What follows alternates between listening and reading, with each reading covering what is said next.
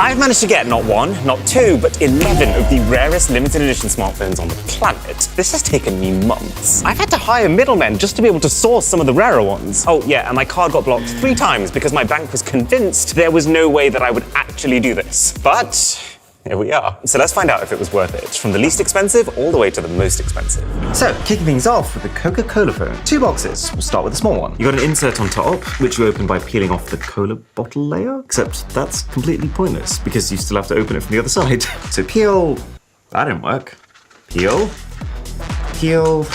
Oh my goodness. Okay, 2 sheets of pretty nice stickers. You got a membership card, which does nothing. Oh, this is cool. And then a SIM ejector tool shaped after a cola bottle cap, which is equally inaccessible. And yep, I've bent that one in half. This is going really well. And then the phone. It does feel quite drinkable. I feel like they perfectly match the sheen of that to an actual Coke can. You got a special boot up sound and home screen, a unique Coca-Cola charging animation, even a Coca-Cola shutter sound. This is so ridiculously cheap for a limited edition, especially considering there's only 6,000 units. But I guess the core phone parts like the screen and the camera are pretty mediocre, so I guess it balances out. If that's the phone, what is in here? What in God's name is this? Okay, it's like a dude made of Coke. I really can't tell if this is actually cool or if it's just junk. What do you think? Ooh, I wonder if this is made so that we can actually open the can. This is not our table. Now stepping things up to $470, we got the Astro Boy phone. It's based off a Japanese anime all about a boy who gets killed and then is brought back to life as a robot. It's kind of dark, but I think it's a cool premise. Pretty ordinary size package this time round. So we'll take the outer sleeve off, and we've got an upper box which has both a selection of sticker packs and a pretty skimpy but quite strong feeling case. We've got the phone. Anything special below that? Not really. Let's focus on this. Okay, wow, this is lively. It's a very heavily customized theme here. Very red and black, very gamer.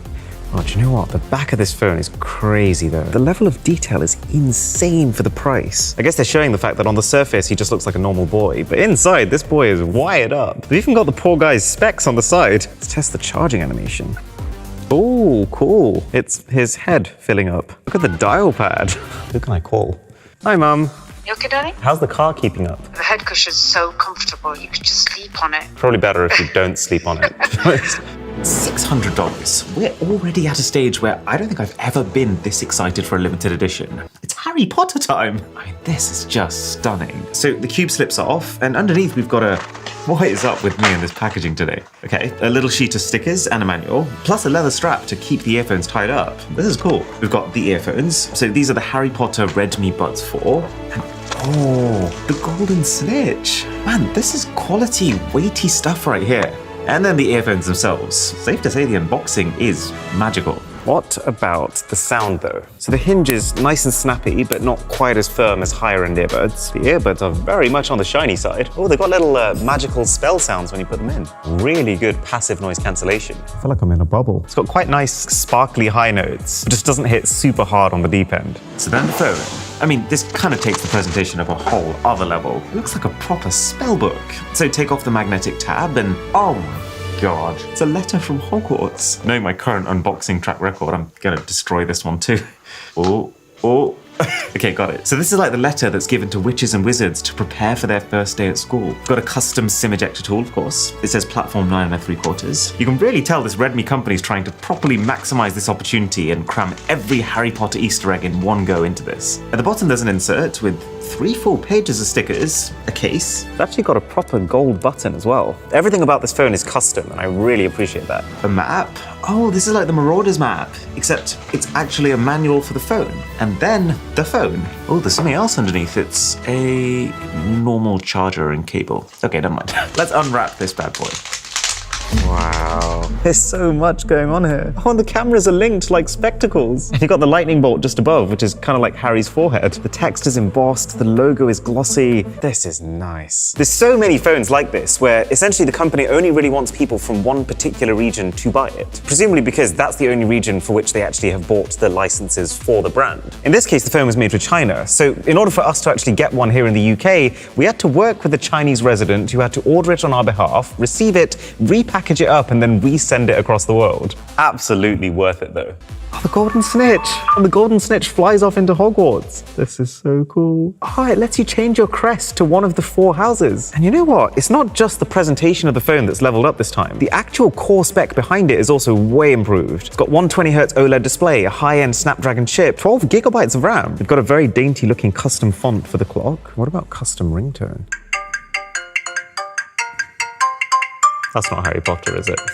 I mean, there is absolutely no way that the company's making significant profit on this. The only purpose of this device and phones like this is to appear in front of the eyes of a completely new audience. This is why you see some really strange phone collabs that on the face of it might seem very not typical. That's actually the entire goal. Just like, actually, the Hello Kitty phone, which has relatively modest packaging compared to where we've come from. But notice those hidden kitties on the surface. We'll come back to those. So near the top is a case, kind of weird looking. I feel like it just looks kind of blurry. This is not for me. We've got the phone, and then underneath that, a pretty standard cable and charger.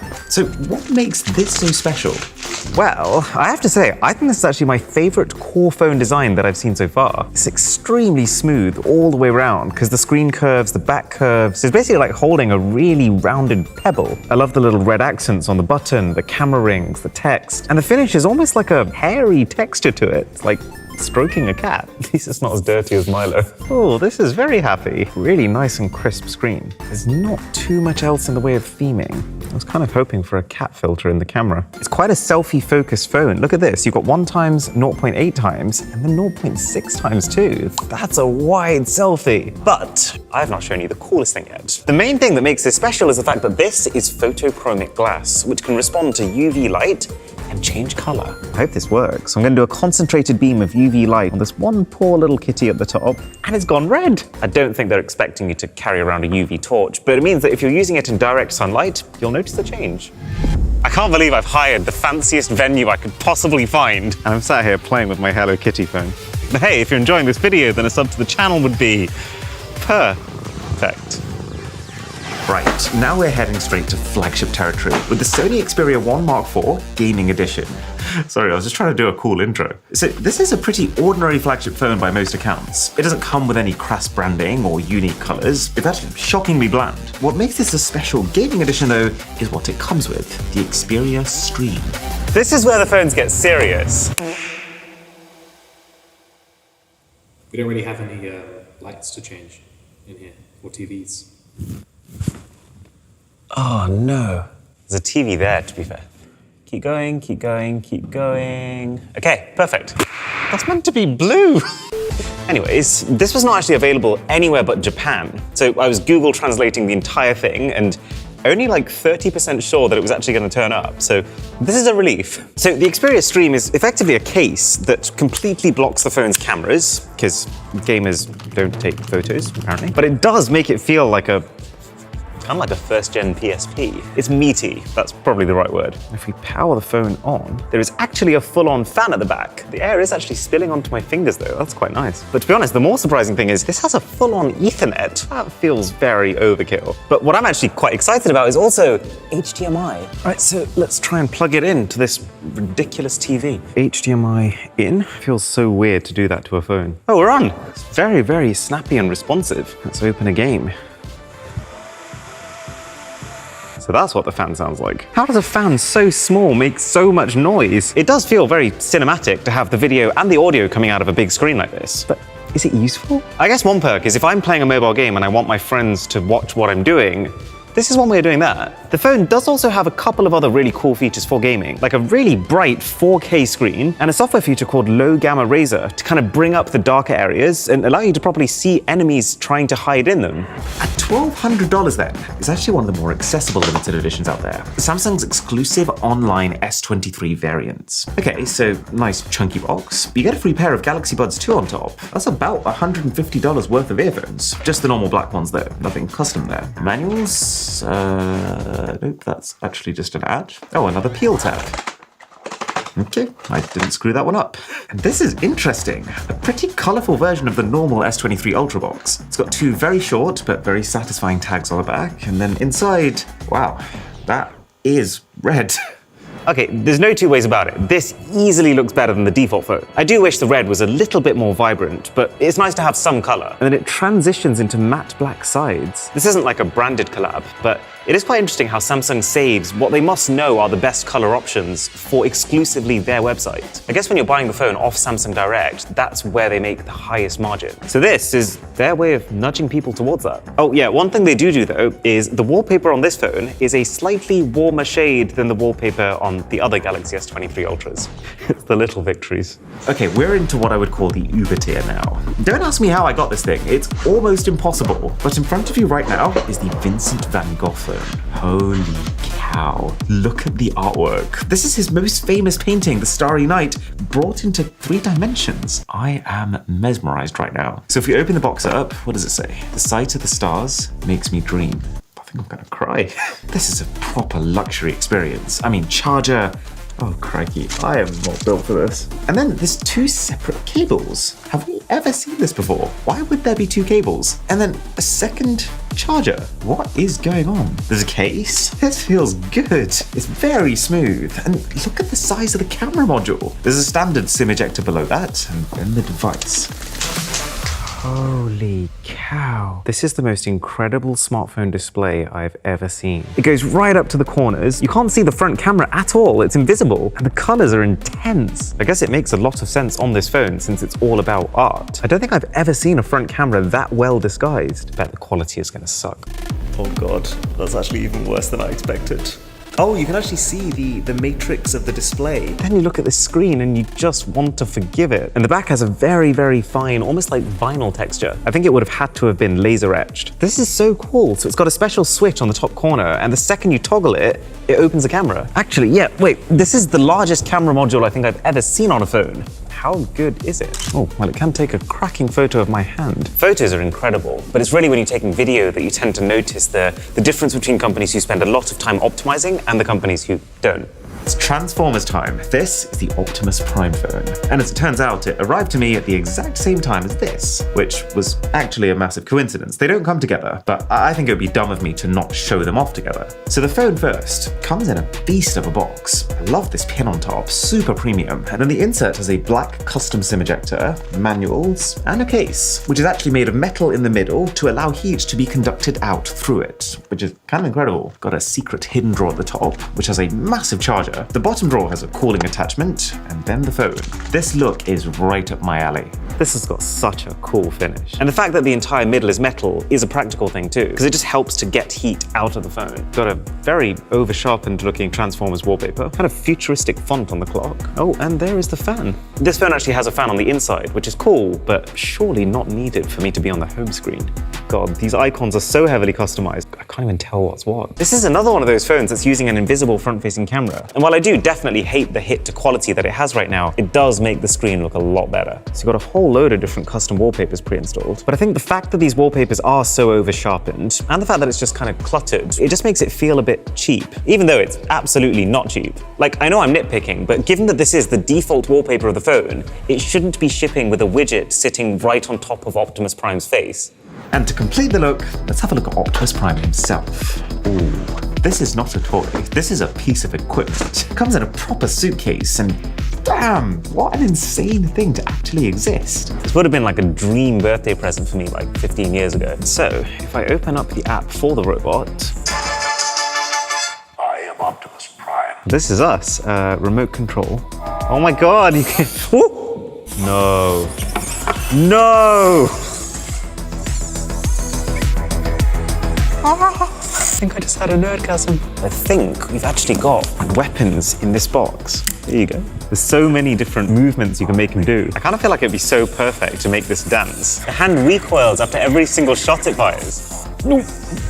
Jesus Christ, keep that thing away from me. Look, you can make your own actions. So you get full control over every single one of its joints. Left wrist, right wrist, waist. It's really intricately done. Do you think he'd beat Milo in a fight? Now, if you've been watching tech YouTube for years now, I'd be very surprised if you haven't heard of Genshin Impact. It's kind of become the game to test out how powerful a new phone is. And so having a Genshin Impact branded phone is a pretty big deal, I think. This is another one of those double trouble kind of situations. So the slightly smaller box is a pair of earbuds. These should actually be higher end than the Harry Potter ones from earlier, considering the price gap between the two phones. And I love the presentation. I believe this is the backpack from Klee, one of the playable characters, and the earphones themselves. Wow, they're so smooth. It's like an egg. That's kind of pretty.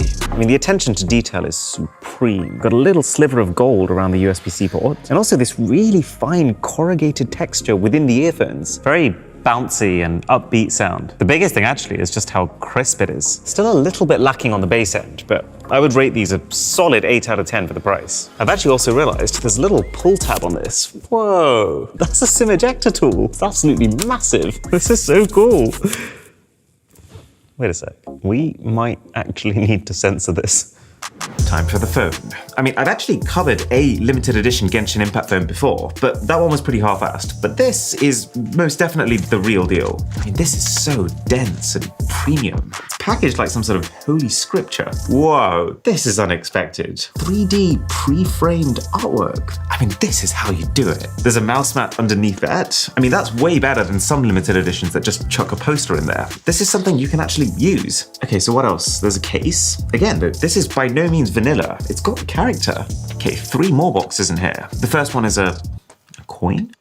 Oh, okay, it's a stand for this ghost, which is just, I guess, a nice, dense little statue. There's a pretty standard OnePlus charging cable, because this is a OnePlus collab. Then the charger is also slightly customized. Wait, what? 160 watts. All right, let's look at this smartphone. Oh, wow. I mean, that's a proper animated lock screen. Oh. Kind of dies a little bit on the inside. I mean, the theme looks somewhat cohesive, but more importantly, I guess, not messy, which is more than I can say for some of these phones. It's also got a special edition Genshin Impact themed always on clock. Let's see what the charging animation's like. Oh, cool. It's like anime fire. And when you unplug, the fire slowly fades away. I wouldn't say I'm a huge fan of this whole design here. It kind of looks like someone's half peeled off a protector that was meant to be on the back. But this mocha color is something that I want to see more of. And it has a really nice texture. It is smooth, but it's also very, very slightly gritty. Right, so just before we get to what I would call the ultra luxury price range, we have a $3,000 phone here. This is the S23 Ultra BMW edition. Why is it $3,000? Well, on top you get a sub box, which is apparently a cup holder and a wireless charger. But I guess the concept is that lots of BMWs out there don't have wireless chargers or cup holders, so let's add one to them. And then the main box is a car. I can't believe this is real. This is a proper metal car bonnet. They're calling it the Ultimate G23. So the first thing you see on top is a box with not one, but 2 little posters inside of it. We've got the phone case, which is quite interesting. This is actually the shape of BMW's new grills that they've started using, which not everyone loves. We've got the box with the phone itself and fridge magnet. We are BMW Motorsport, I guess. All right, so if we take off this layer, my goodness, this is something else. I guess this is every BMW logo through the ages, crystallized into coins. And then if we take that layer off, it just keeps giving. I mean, at least no BMW fan is going to be disappointed here. So, okay, some papers that tell you about BMW and the phone, a collector's case for every single one of these coins, some BMW branded, wait, what is this? Can someone please tell me what this is? You got what I think is a magnetic sunglasses holder. This is all very unexpected for a phone. A keychain, which can fit whatever your favorite coin in the collection was. And then, well, apparently an actual air compressor. I thought it was a power bank first. Then I thought it was an iPod, but no. This will inflate your 10-year-old football. And then the phone. Of course I screwed it up. Some things never change. But if I try hard enough, I get through. That is a cool boot screen. Oh, and then we got a fancy moving lock screen as well. Oh, the home button is a BMW logo. To be fair to them, they've even made a custom icon pack, for all the Samsung apps at least. There is also the BMW Vantage app, which you use to control your BMW car, if you have one. But I actually don't own a car. I'm really torn with how I feel about this phone. Because on one hand, you know, the software's great, the packaging and presentation is thorough to a level that I don't think I've ever seen before. They made the phone itself just plain black. It's not even a new color. I mean, yeah, it does come with a special case, but if you decide not to use that, no one would even know that you're using the BMW edition, and it's $3,000 plus. Man, this one phone right here took me about 2 months to get hold of. I actually needed to employ the help of another YouTuber, Danny Wingett, who knows another guy who helped me to actually get it. Now, if you thought the last few phones are expensive, just one item within this box is worth over $10,000. Oh god, it feels so good. I miss Trisha. So, oh, that's cool. 4 little magnetic tabs. Inside that, another suitcase. This is classic Caviar. Wow, this is such a slick finale. It says Caviar Desperado. So this has not been opened before. I really, really hope this is the unlock code. Otherwise, we've got some trouble. Yes, it is. Holy... What is that? Okay, let's take that top layer off. No way! They've actually given me gloves. Is this like a hint? Okay, so we've got a USB-C cable. We've got a pair of Apple earpods. You'd like to think genuine. Hello. Yes, all good, thank you. Oh gosh, it's not. It's a phone. What do you think? Would you use it? I know a lot of people that would. Probably one of the stranger things happened in this hall. Absolutely. There's 2 more inserts over here. That's a case. How much do you reckon this phone case is worth? It's really premium. This is what looks like crocodile leather. This is what I assume will be 24 karat gold. And it's ribbed all on the inside to make sure your phone stays in place. I will say a lot of things that come out of this company's doors are quite garish. This I actually don't mind. So this is $1,200. It's a $1,200 case. And they've used electroplating to get the gold on there, which basically uses a current to allow them to apply a really, really thin layer of metal. And in the other envelope, just a load of papers and certificates and signatures. Not important. Right, this is... Ow! This is the true centerpiece. I feel like some sort of jewelry dealer. So on the far left, they've got some sort of chain that they've secured down by using pins. Just seems unnecessarily dangerous. This is the heaviest chain I think I've ever held. And then the pendant to attach to it, that's just a full-on bullet. It says silence is gold. As much as this goes against all of my natural fashion urges. Oh wow.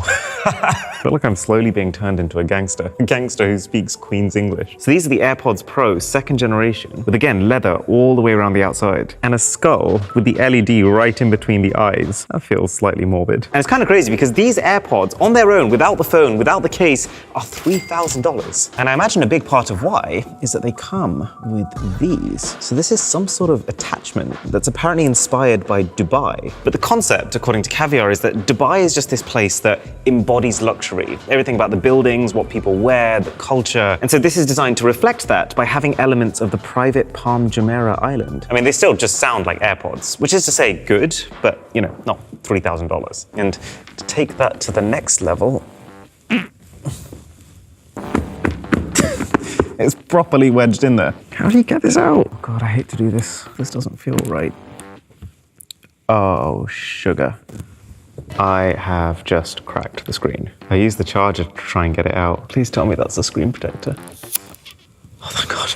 It's just the screen protector. This is absolutely crazy. Imagine going through airport security with one of these. Or even just like taking a phone call on the train. If you use this for a year, what do you think's the likelihood that someone doesn't call security on you on at least one occasion? Okay, so the black stuff is aviation titanium, which we've actually tried shooting with a gun before. It's very, very strong. These patterns are all gold electroplated, and the handle of the gun is actual wood. Limited edition, 1 of 99. And these are the materials they've used in it. This is almost definitely the most textured, detailed, frightening phone I've ever held in my hands.